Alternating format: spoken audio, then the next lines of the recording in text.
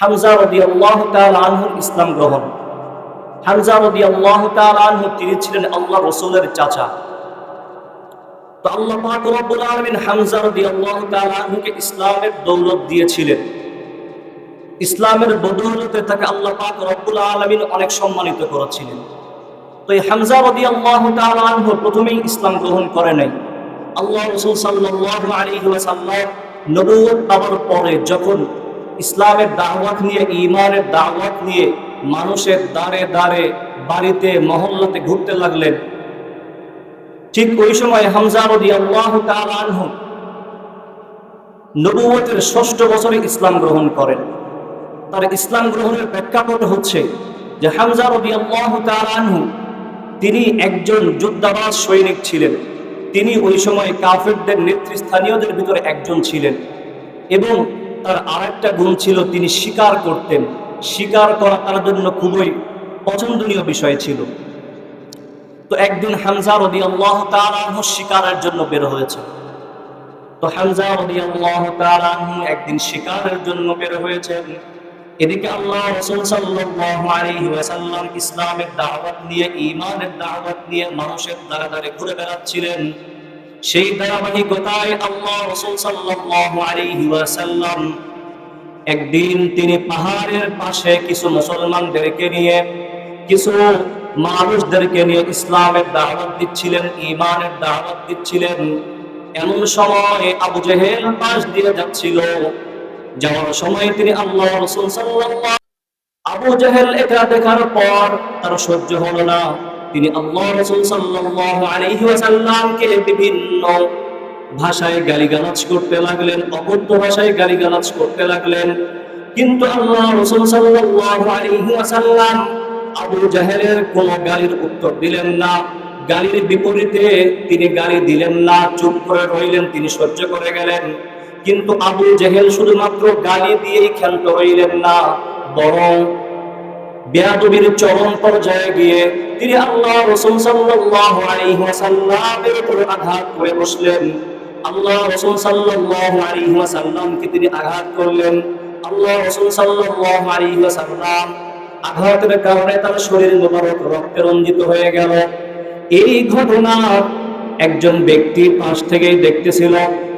তো হামজা রাদিয়াল্লাহু তাআলা আনহু যখন শিকার থেকে ফিরে আসলেন, আসার পর সেই ব্যক্তি গিয়ে হামজাকে ডাক দিয়া বললেন, হামজা, তুমি কি জানো তোমার ভাতিজা মুহাম্মদকে আবু জেহেল উত্ত্যক্ত করেছে, গালিগালাজ করেছে অকথ্য ভাষায়, কিন্তু তোমার ভাতিজা কোনো উত্তর দেয় নাই। এমনকি আবু জেহেল তোমার ভাতিজাকে আঘাত পর্যন্ত করেছে, কিন্তু তোমার ভাতিজা আঘাতের বিপরীতেও প্রতিআঘাত করে নাই। সে চুপচাপ সব কিছুই সহ্য করে গিয়েছে। হামজা রাদিয়াল্লাহু তাআলা আনহু যখন দেখতে পাইলেন, শুনতে পাইলেন এই ঘটনা, তখন তিনি রাগে ক্ষোভে অগ্নিশর্মা হয়ে গেলেন যে তার নিরীহ ভাতিজা, যে কখনো কোনো মানুষকে বকা দিবে তো দূরের কথা, অকথ্য ভাষায় গালিগালাজ করবে তো দূরের কথা, কোনো মানুষকে কখনোই উচ্চ বাক্যে কথা বলেন নাই, এমন একজন ভাতিজাকে আবু জেহেল কেন আঘাত করলো, কেন রক্তাক্ত করলো, কেন গালিগালাজ করলো? হামজা রাদিয়াল্লাহু তাআলা আনহু রাগে ক্ষোভে অগ্নিশর্মা হয়ে গেলেন। তিনি চিন্তা করলেন যে আবু জেহেলকে কিভাবে শায়েস্তা করা যায়, তাকে কিভাবে শিক্ষা দেওয়া যায়, তাকে কি শাস্তি দেওয়া যায়। তাকে এমন শাস্তি দিতে হবে যে শাস্তি আবু জেহেল অনেকদিন পর্যন্ত মনে রাখবে। এই মন মানসিকতা নিয়ে হামজা রাদিয়াল্লাহু তাআলা আনহু আবু জেহেলের বাড়ির উদ্দেশ্যে রওনা হলেন।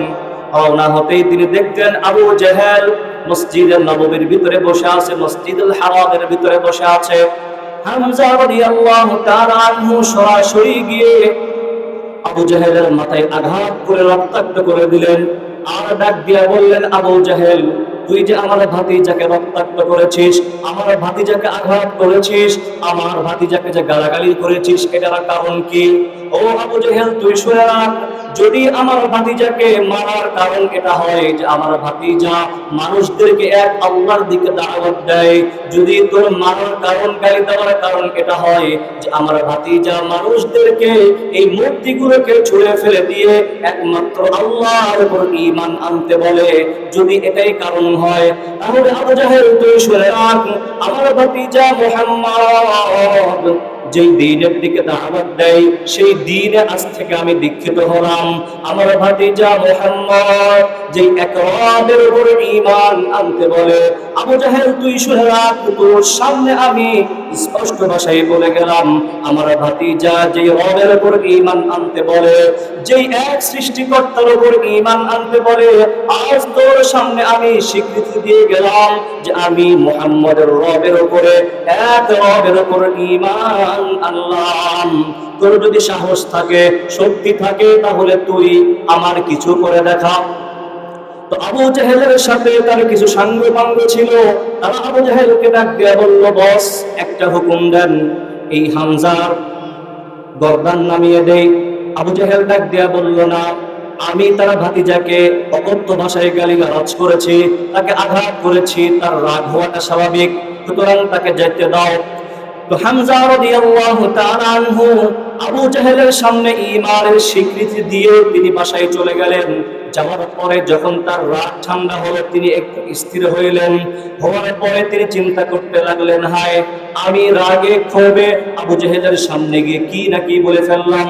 আমি তো মুহাম্মদের রবের উপর ঈমান আনার স্বীকৃতি দিয়েছি, আমি তো মুহাম্মদ যেই দ্বীনের কথা বলে, যেই ধর্মের কথা বলে, সেটার স্বীকৃতি আমি তো আবু জাহেলের সামনে দিয়েছি। হায়, আমি তো কি করে ফেললাম।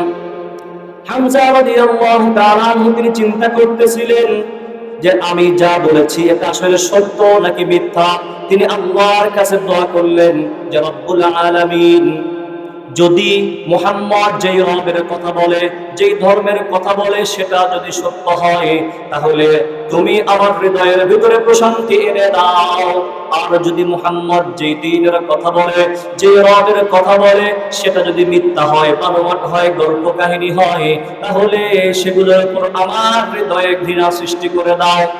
আল্লাহ পাক রব্বুল আলামিন হামজা রাদিয়াল্লাহু তাআলা আনহুর অন্তরটাকে শীতল করে দিলেন, ইসলামের মহব্বত তার অন্তরের ভিতরে দিয়ে দিলেন। তিনি চলে গেলেন মুহাম্মদুর রাসূলুল্লাহ সাল্লাল্লাহু আলাইহি ওয়াসাল্লামের দরবারে, গিয়ে ডাক দিয়ে বললেন, ভাতিজা মুহাম্মদ, তুমি তোমার রবের কোরআন থেকে আমাকে কিছু তেলাওয়াত করে শোনাও তো। তুমি যে হাদিসগুলো মুসলমানদের ভিতরে বলো, সেগুলো আজকে আমাকে একটু শোনাও তো।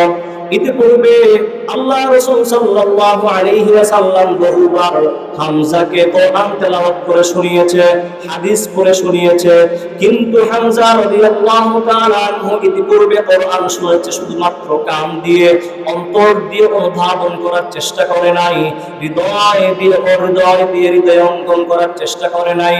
কিন্তু হামজা আজকে এসেছে আল্লাহ রাসূলের মুখ থেকে কোরআন শুনবে, শুধুমাত্র কান দিয়ে না, বরং অন্তর দিয়ে শোনার চেষ্টা করবে। শুধুমাত্র কান দিয়ে হাদিস শুনবে না, হৃদয় দিয়ে হৃদয়ঙ্গম করার চেষ্টা করবে।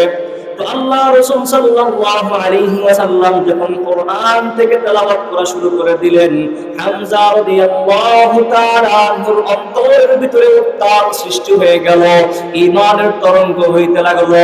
হামজা রাদিয়াল্লাহু তাআলা আনহু আল্লাহ রাসূল সাল্লাল্লাহু আলাইহি ওয়াসাল্লামকে ডাক দিয়া বললেন, ভাতিজা, আর দেরি করতে চাই না, তুমি আমাকে পড়ায়া দাও আশহাদু আল্লা ইলাহা ইল্লাল্লাহু ওয়া আশহাদু আন্না মুহাম্মাদান আবদুহু ওয়া রাসূলুহু। হামজা রাদিয়াল্লাহু তাআলা আনহু ইসলাম কবুল করে নিলেন, তিনি মুসলমান হয়ে গেলেন।